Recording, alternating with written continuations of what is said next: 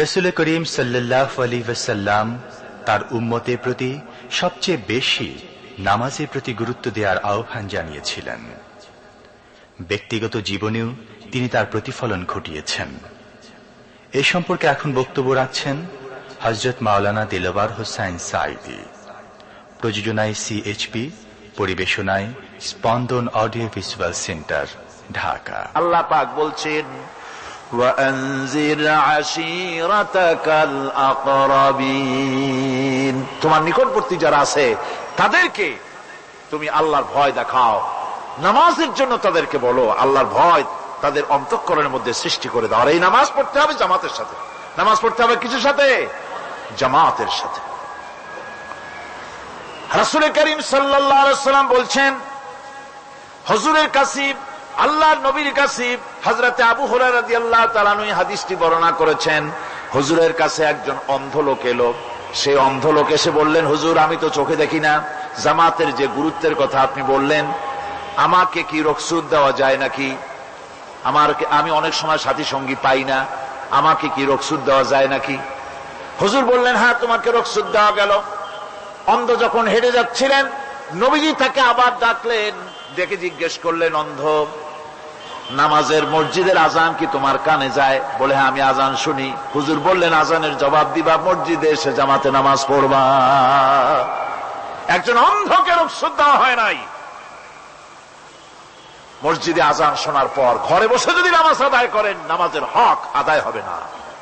হুজুর সাল্লাল্লাহু আলাইহি ওয়াসাল্লাম বলেছেন, মসজিদে আজান হওয়ার পর যে ব্যক্তি ঘরে বসে নামাজ পড়ে, আমার ইচ্ছা হয় ঘরটা আগুন দিয়ে জ্বালায় দেই। কে বলতেছেন? রাহমাতুল লিল আলামিন বলতেছেন।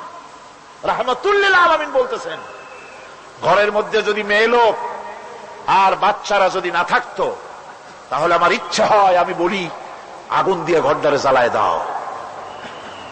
এই ঘরের মহব্বতেই তো সে বাইর হয় না।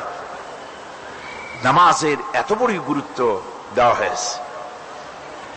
আমার বন্ধুগণ, এই নামাজের জামাতি, আল্লাহর নবী জীবনের শেষ নামাজ জামাতে আদায় করেছেন। জীবনের শেষ নামাজটাও জামাতে আদায় করলেন। তখন তার এমন অবস্থা, এত অসুস্থ, দাঁড়াতে পারেন না, হাঁটতে পারেন না। দুইজন সাহাবীর কাঁধের উপরে ভর করে তারপরে বহু কষ্ট করে মসজিদে গিয়ে নামাজ আদায় করেছেন। খুতবা দিয়েছেন। বললেন, খুতবা দিতে গিয়ে বললেন, আজ থেকে মসজিদে নববীর চতুর্দিকের সকলের দরজা বন্ধ হয়ে যাবে, শুধু আবু বকরের দরজাটা খোলা থাকবে। আল্লাহর নবী বললেন, আল্লাহ রাব্বুল আলামিন এই পৃথিবীতে তার এক বান্দাকে জাগতিক সব সম্পদ দিতে চেয়েছিলেন, কিন্তু সে বান্দা সব জাগতিক সম্পদকে উপেক্ষা করে মাবুদের সঙ্গে দেখা করা বেশি জরুরি, বেশি পছন্দ মনে করেছেন। এতটুকুন কথা নবীজি বললেন, কেউ কিছু বুঝলো না। হযরতে আবু বকর রাদিয়াল্লাহু তাআলা আনহু হুজুরের এই কথা শুনে কাঁদতে কাঁদতে তিনি অস্থির হয়ে যাচ্ছেন। সাহাবীরা চিন্তা করলেন, হুজুর কার না কার কথা বলেছেন, তাতে কান্নার কি আছে? বয়োবৃদ্ধ, জ্ঞান বৃদ্ধ হযরতে আবু বকর রাদিয়াল্লাহু তাআলা আনহু বুঝতে পেরেছেন, এই পৃথিবীর সব সম্পদ তো আল্লাহ হুজুরকেই দিতে চেয়েছিলেন। তিনি সমস্ত সম্পদকে উপেক্ষা করে তার মাবুদের সঙ্গে দেখা করার জন্য প্রস্তুতি নিয়েছেন। তার মানে হলো আল্লাহর নবীর বিদায় হয়ে যাবেন, আমরা নবী থেকে এতিম হয়ে যাব। নবীজি ঘরের মধ্যে প্রবেশ করলেন। প্রচন্ড জ্বর এলো। এই প্রচন্ড জ্বর নিয়ে তিনি শুয়ে আছেন, কখনো বেহুশ, কখনো হুশ।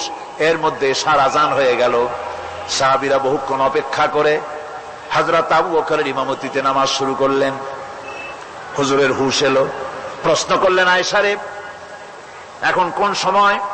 হযরত আয়েশা বলেন, ইয়া রাসূলুল্লাহ, মসজিদে নববীতে নামাজ শুরু হয়ে গেছে। সাহাবীরা অনেকক্ষণ অপেক্ষা করে আমার বাবার ইমামতিতে নামাজ পড়তেছে সবাই, কিন্তু সাহাবীরা কেঁদে কেঁদে নামাজের মধ্যেই কাঁদতে কাঁদতে অস্থির হয়ে যাচ্ছে। তাদের মনের ধারণা হয়েছে নবীজির পেছনে নামাজ পড়ার কিসমত থেকে তারা মাহরুম হয়ে গেল। নবীজি বলেন, আয়েশা দরজা খুলে দাও আর আমার মাথাটা একটু উঁচু করে ধরো, আমি একটু নামাজের দৃশ্যটা দেখি। দরজা খুলে দেওয়া হলো, নবীজির মাথা উঁচু করে ধরা হলো। নামাজের জামাতের দৃশ্য দেখে নবীজি আবার শুয়ে পড়লেন। হযরত আয়েশা লক্ষ্য করে দেখেন নবীজির দুই চোখের কোনা দিয়া পানি পড়তেছে। মা আয়েশা জিজ্ঞেস করেন, ইয়া রাসূলুল্লাহ, হে নামাজের দৃশ্য দেখে চোখে কেন পানি এলো? হুজুর বলেন, আয়েশা রে, এটা কোনো দুঃখের পানি নয়, এটা তৃপ্তির পানি। এই যে জামাত নামাজ পড়তেছে লোকেরা, এই জামাত কায়েমের জন্য তায়েফের ময়দানে অনেক রক্ত আমার ঝরেছে, উহুদের ময়দানে দান্দান মুবারক শহীদ হয়েছে, সাহাবায়ে কেরাম জীবন দিয়েছে। এই যে জামাত আমি দেখতে পেলাম, ভবিষ্যতের একটা ছবি যেন চোখে ধরা পড়লো। আমার মনে হলো কিয়ামত পর্যন্ত এই পৃথিবীতে আমার যত উম্মত আসবে তারা এইভাবে করে জামাতে নামাজ আদায় করবে। নবীজি মাথার কাছে মালাকুল মউত যখন এসে গেছেন, আমার ভাইরা, এই পৃথিবীতে যত নবীরা এসেছিলেন মৃত্যুর সময় সমস্ত নবীরা শেষ কথা যেটা বলেছেন, হাদিস, সমস্ত নবীরা উম্মতের জন্য মৃত্যুর মুহূর্তে শেষ কথা যেটা বলেছেন সেটা হলো আসসালাত, আসসালাত, নামাজ, নামাজ। আমার নবী যখন বিদায় হয়ে যান, বিদায় মুহূর্তে মেয়ের কথা বললেন না, কলিজার টুকরা নাতির কথা বললেন না, জামাইয়ের কথা বললেন না, স্ত্রীর কথা বললেন না, মৃত্যুর সময় শেষ কথা বললেন আসসালাত, আসসালাত ওয়া মা মালাকাত আইমানুকুম, নামাজ, নামাজ, আমার উম্মতেরা নামাজ, আমার উম্মতেরা নামাজ ছেড়ে দিও না, নামাজ। যেই নবী উম্মতের জন্য এত কাঁদলেন, নামাজের জন্য এত কথা বলে গেলেন, আল্লাহ রাব্বুল আলামিন নামাজের জন্য এত নির্দেশ করলেন, নবীজি ইন্তেকালের সময় নামাজের কথা বলে দিলেন, সেই মুসলমান আজ নামাজ আদায় করে না, নামাজ পড়ে তো নামাজ শুদ্ধ হয় না। হযরতে হুযায়ফা রাদিয়াল্লাহু তাআলা আনহু, তিনি একবার ইয়েমেন সফর করেছিলেন, এক মসজিদে নামাজ পড়লেন, একজনকে তিনি নামাজ পড়তে দেখলেন, নামাজ পড়তে দেখে তিনি অপেক্ষা করলেন, লোকটার নামাজ হয়ে যাওয়ার পর তিনি প্রশ্ন করলেন, আল্লাহর বান্দা, তুমি কতদিন এরকমের নামাজ পড়তেছ? তিনি বললেন, প্রায় 40 বছর তো হবে আমি এরকম নামাজ পড়তেছি। হযরতে হুযায়ফা বলেন, তুমি কি আমারে চেনো? কয়, না, চিনি না।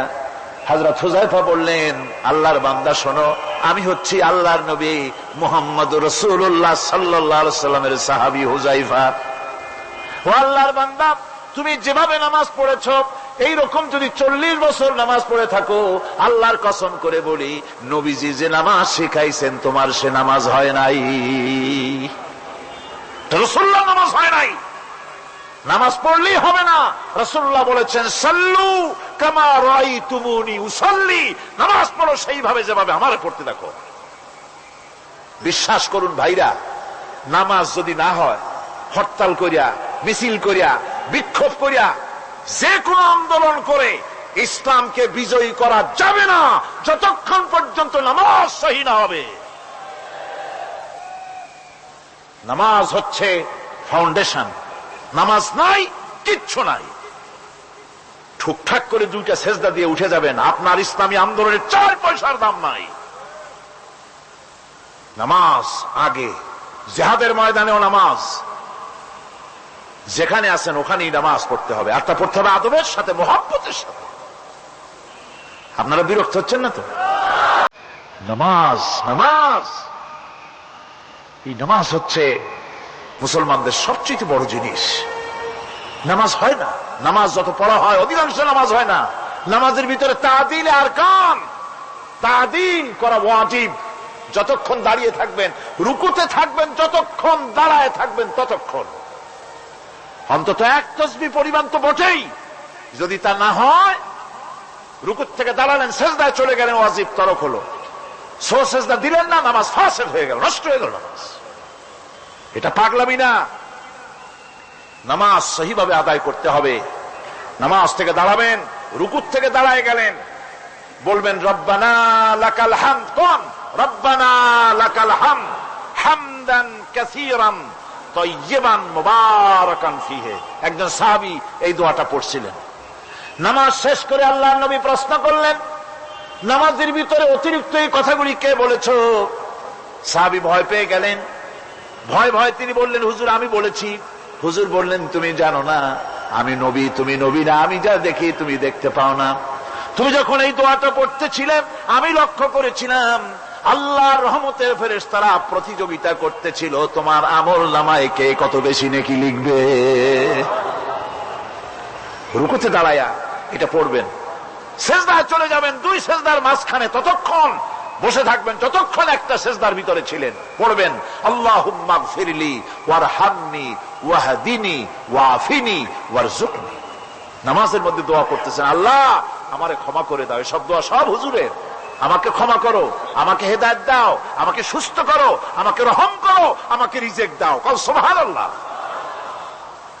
নামাজের ভিতরে দোয়া কবুলের সময়, নামাজের সেজদার ভিতরে দোয়া কবুল হয়। এইভাবে করে রাসূল করিম সাল্লাল্লাহু আলাইহি ওয়াসাল্লামের নামাজটা কেমন হাক্কানি উলামাদের কাছ থেকে জেনে নেবেন। যেহেতু হুজুর বলেছেন সাল্লু কামা রাআইতুমুনি উসাল্লি, নামাজ পড়ো সেইভাবে যেভাবে আমাকে পড়তে দেখো। মদিনায় হিজরত করার পর রাসূলুল্লাহ সাল্লাল্লাহু আলাইহি ওয়াসাল্লাম কাফেরদের সাথে অনেকগুলো যুদ্ধে লিপ্ত হয়েছিলেন। তার মধ্যে উহুদের যুদ্ধে তিনি তার আপন চাচা হযরত হামজা রাদিয়াল্লাহু তাআলা আনহুকে হারান। ওয়াহশীর হাতে নির্মমভাবে শহীদ হন তিনি। ওয়াহশী পরবর্তীতে অনুতপ্ত হন। আসুন শুনি সে কাহিনী। হুজুর সাল্লাল্লাহু আলাইহি ওয়াসাল্লাম ফতে মক্কার দিনে সকলকে ক্ষমা করে দিয়েছিলেন, কিন্তু 5 জন নারী আর 6 জন পুরুষ সম্পর্কে বলেছিলেন এদেরকে যেখানে পাও সেখানে হত্যা করো। এর মধ্যে ওয়াহশী একজন। ওয়াহশী বুঝতে পেরেছি মুহাম্মদ সাল্লাল্লাহু আলাইহি ওয়াসাল্লাম আল্লাহর রহমত, করুণার নবী, দয়ার নবী, তার কাছে যদি আমি যেতে পারি তাহলে তিনি আমার সম্পর্কে যদি তার সামনে যেতে পারি তাহলে তার কঠোর মনোভাব আমার প্রতি নরম হয়ে যাবে।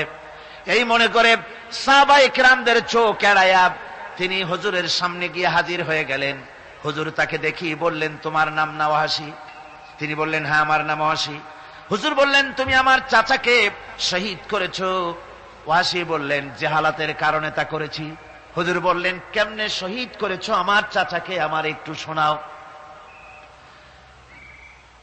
ওয়াহশী বলতে লাগলেন, আমি বল্লম দিয়ে হযরতে হামজার শরীরকে এফোড় ওপড় করে দিয়েছি, তারপরে তার বুককে খঞ্জর দিয়ে ফেরে বুকের ভিতর থেকে কলিজাটা বের করে নিয়ে আমি হাতে দিয়ে দিয়েছি হেন্দাই কলেজা চিবিয়ে চিবিয়ে খেস। রাসূল পাক সাল্লাল্লাহু আলাইহি ওয়াসাল্লাম হাদিস শরীফে এসেছে, ওয়াহশীর বর্ণনা যখন তিনি শুনতেছিলেন রাসূলের চোখ থেকে তখন পানি পড়ে দাড়ি মোবারক ভিজে ভিজে পড়তেছিল। ঘটনা শোনার পর রাসূলুল্লাহ বললেন, ওয়াহশী তুমি কি চাও? ওয়াহশী বললেন, আমি ইসলাম কবুল করতে চাই। হুজুর তাকে মুসলমান বানালেন। বললেন, তুমি মুসলমান হলে কিন্তু সব সময় তুমি আমার সামনে আসবে না, তার কারণ তোমাকে দেখলে পরে আমার মনের ভিতরে আমার চাচার কথা মনে উঠে যাবে। আমি আমার আব্বাকে পাই নাই, আব্বার স্নেহ যত্ন আমার কিসমতে তেমন হয় নাই। আমার চাচা হামজা আমাকে পিতার মতো করে আমাকে স্নেহ করেছে, তোমাকে দেখলে পরে তার কথা মনে পড়বে, সুতরাং তুমি সবসময় আমার সামনে আসবে না। ওয়াহশী সেদিন শপথ নিয়েছিলেন, রব্বুল আলামিন আমি জাহালাতের কারণে যেই বল্লম দিয়ে ইসলামের একজন শ্রেষ্ঠ সন্তানকে আমি শহীদ করে ফেলেছিলাম, আমি বুঝতে পারি নাই, ওই বল্লমটা আমি হেফাজতে রেখে দিয়েছি। তুমি আমার এই দোয়া মঞ্জুর করো, আমি যেন এই বল্লম দিয়ে এই পৃথিবীর নিকৃষ্ট ইসলামের কোন দুশমনকে যেন আমি শেষ করে দিতে পারি। আল্লাহ পাক দোয়া তার মঞ্জুর করে নিলেন। মুসাইলামা কাযযাবের বিরুদ্ধে হযরত আবু বকর সিদ্দিক রাদিয়াল্লাহু তাআলা আনহু যে বাহিনী পাঠালেন, হযরত ওয়াহশী সেই বাহিনীর মধ্যে ছিলেন। আর তিনি সেই বল্লমটা দিয়া, যে বল্লম দিয়ে তিনি হযরত হামজাকে শহীদ করেছিলেন, সেই বল্লমটা দিয়েই ইসলামের নিকৃষ্ট শত্রু মুসাইলামা কাযযাবকে দুনিয়া থেকে তিনি বিদায় করে দিলেন। আমার ভাইরা, রাসূল পাক সাল্লাল্লাহু আলাইহি সাল্লামের ইন্তেকালের পর এ পর্যন্ত নবুয়তের যারা দাবি করেছে, এক হিসাবে জানা গেছে 28 জন দাবি করা হয়ে গেছে। রাসূল বলেছেন আমার পরে 30 জন মিথ্যেবাদী নবুয়তের দাবি করবে। কতজন করবে? হয়ে গেছে, বাকি আছে কত? এর মধ্যে গোলাম আহমদ একজন। গোলাম আহমদ দাবি করল যে আমি নবী। তার অনেকগুলি বই কিতাব সে লিখল। বইয়ের মধ্যে এক জায়গায় সে লিখেছে, তার বইয়ে এক জায়গায় লিখেছে যে আমি স্বপ্নে দেখলাম আল্লাহ আমার সামনে উপস্থিত।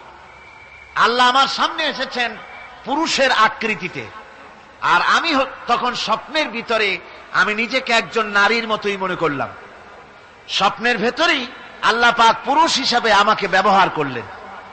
আমি স্বপ্নের মধ্যেই গর্ভবতী হলাম এবং স্বপ্নের ভিতরে আমি গোলাম আহমদ মসিহে রূপান্তরিত হয়ে গেলাম। নাউযুবিল্লাহি মিন যালিক। গোলাম আহমদ বলছে, আল্লাহ পাক ওহীর মাধ্যমে আমাকে জানিয়েছেন, আল্লাহ আমাকে বলেছেন, গোলাম আহমদ তুমি হচ্ছ আমার সন্তান তুল্য। নাউযুবিল্লাহি মিন যালিক। এইভাবে অসংখ্য মিথ্যে কথা দিয়ে বইপত্র রচনা করেছে। লোকেরা তার কাছে নবুয়তের প্রমাণ চেয়েছে।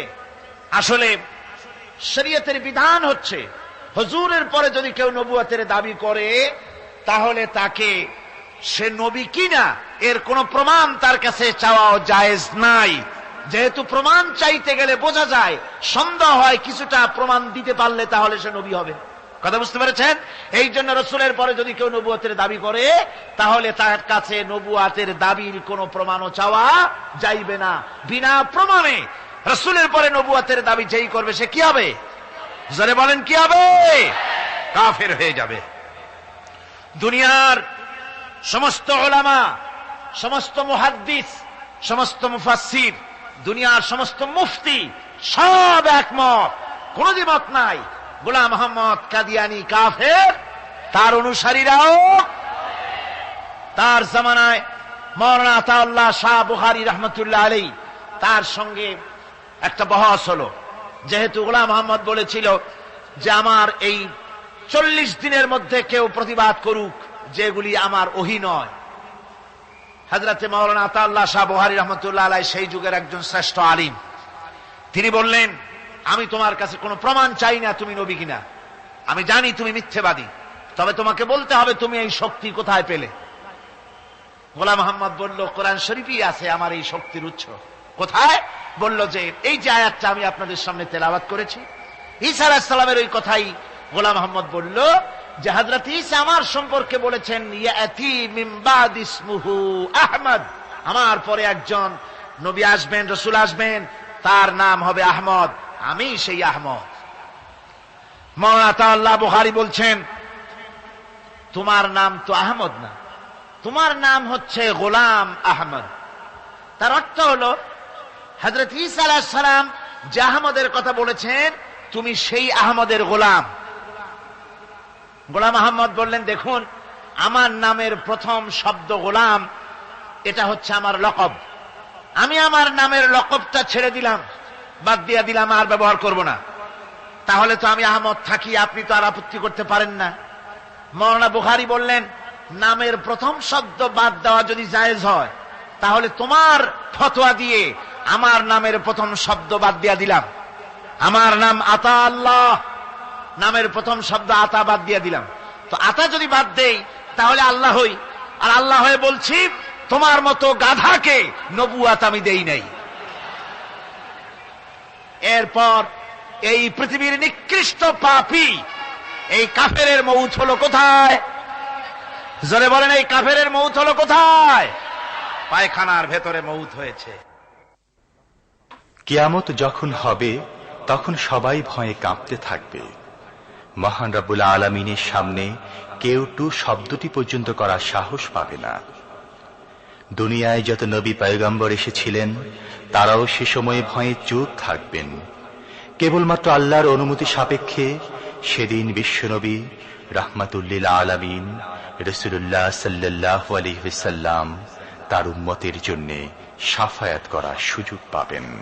কিয়ামতের দিন 50,000 বছর মানুষেরা হাসরের ময়দানে দাঁড়িয়ে থাকবে। 50,000 বছর বিচারের দিনটা লম্বা হবে 50 আলফা সানা মিম্মা তাউদ্দুন, এই পৃথিবীতে তোমাদের গণনা মতে 50,000 বছর যত বড় লম্বা, কিয়ামতের বিচারের দিনটা হবে অত বড় লম্বা। মানুষেরা হয়রান হয়ে যাবে। মানুষের মাথার চান্দি, গুনাহগারের মাথার চান্দি ফেটে গিয়া মগজগুলি গলে গলে পড়তে লাগবে। জিহ্বাটা ঝুলে কুকুরের মতো নাভিস্থল পর্যন্ত পড়ে যাবে। সারা ময়দানে পানি পানি বলে চিৎকার হতে থাকবে। মানুষেরা বিভীষিকাময় দৃশ্য দেখে হয়রান হয়ে যাবে। ভয়ের চোটে কলিজা গলার কাছে চলে আসবে। কোনো উপায় নাই। মানুষেরা হয়রান হয়ে গিয়ে হযরত আদম আলাইহিস সালামের কাছে যাবেন, আল্লাহর কাছে একটু সুপারিশ করেন আমাদের বিচার হয়ে যাক। হযরত আদম বলবেন আমার দ্বারা সম্ভব নয়। আমি নিজে আল্লাহর এক হুকুমকে ভঙ্গ করেছিলাম, জানি না আল্লাহ রাব্বুল আলামিন আমার সাথে আজকে কি ব্যবহার করেন।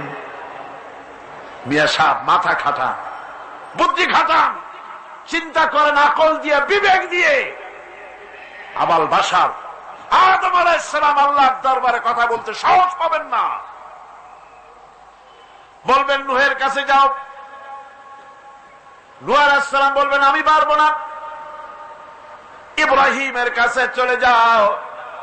ইব্রাহিম আলাইহিস সালাম বলবেন আমিও পারবো না। সকলে এক এক অজুহাত দিবেন। বলবেন যাও মুসা আলাইহিস সালামের কাছে, তিনি বলবেন আমিও পারবো না। যাও ঈসা আলাইহিস সালামের কাছে। হযরত ঈসা বলবেন আমি তো পারবোই না, কারণ গোটা পৃথিবীর শত শত কোটি নাসারা আমারে আল্লাহর ছেলে বলেছে, আমি তো তাদেরকে কথা বলতে পারি নাই। জানি না আজই হাসরের ময়দানে আল্লাহ রব্বুল আলামিন আমার সাথে কি ব্যবহার করেন। তবে আমি একটা পরামর্শ দিতে পারি, আল্লাহ রব্বুল আলামিনের দরবারে আজকে কেবল কথা বলতে পারবেন বিশ্ব নবী জনাবে মুহাম্মদুর রাসূলুল্লাহ সাল্লাল্লাহু আলাইহি ওয়াসাল্লাম। হাসরবাসীরা তার কাছে যাবেন। নবীজি মাকামে মাহমুদে আল্লাহর দরবারে সেজদায় পড়ে যাবেন। এই সেজদায় কত কাল চলে যাবে আল্লাহ পাক ভালো জানেন। সেজদায় পড়ে শুধু কাঁদতেই থাকবেন। রব্বুল আলামিন বলবেন হাবিব মাথা উঠান, আপনার দরখাস্ত আমি আল্লাহ রব্বুল আলামিন মঞ্জুর করে নেব। সুবহানাল্লাহ ওয়া বিহামদিহি।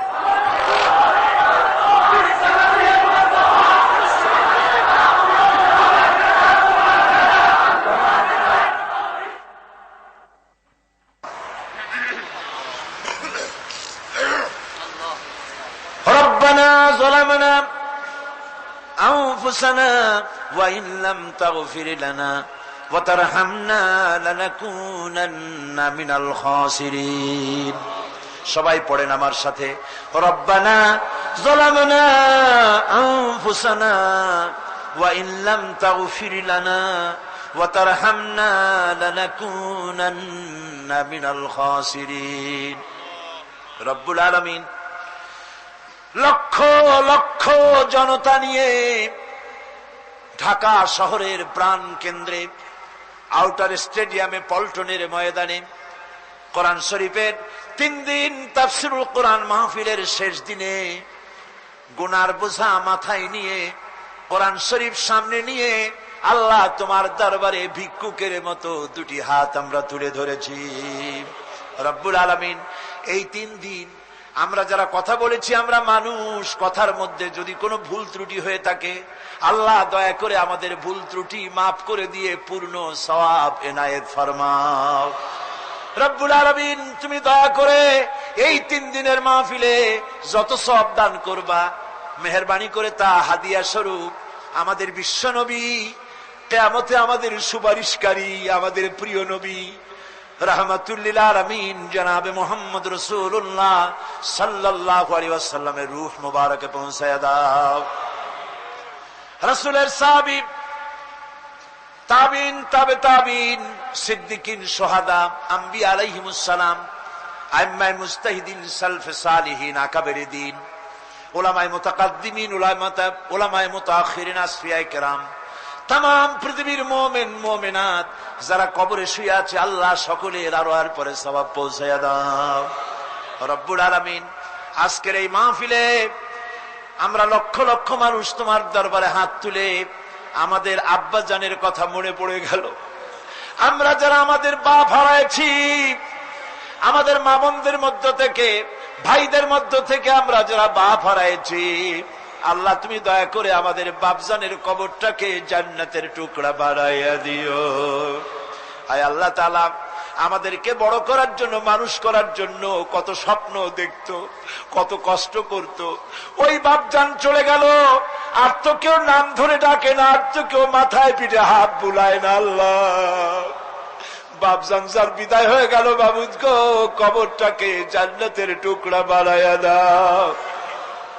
আয় আল্লাহ তাআলা, আমাদের জনম দুঃখিনী মা,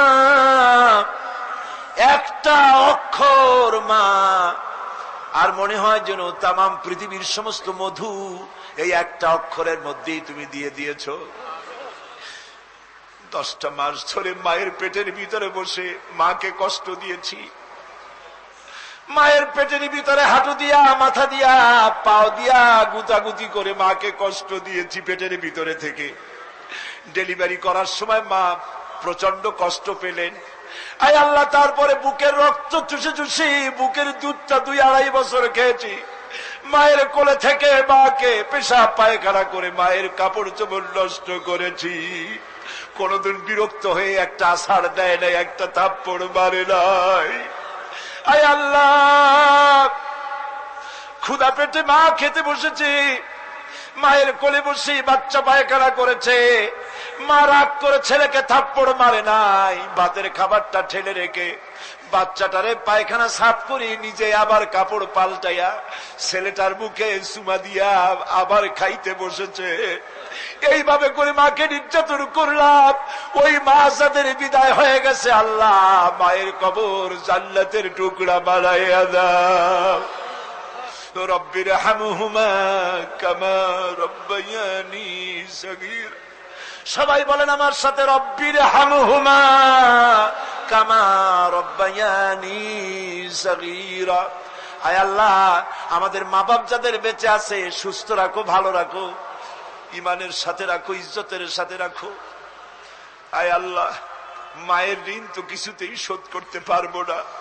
আমরা যদি আমাদের বুকের চামড়া দিয়া মায়ের পায়ের 1 জোড়া জুতা তৈরি করে দেই, মায়ের 1 ফোঁটা দুধের হক তো আদায় হবে না। আল্লাহ, মা যাদের মরে গেছে ওরাই বসে কি হারাইছে। আল্লাহ আমাদের মা যাদের বেঁচে আছে ভালো রাখো, সুস্থ রাখো। আপনারা দোয়া করেন আমার মাও সুস্থ।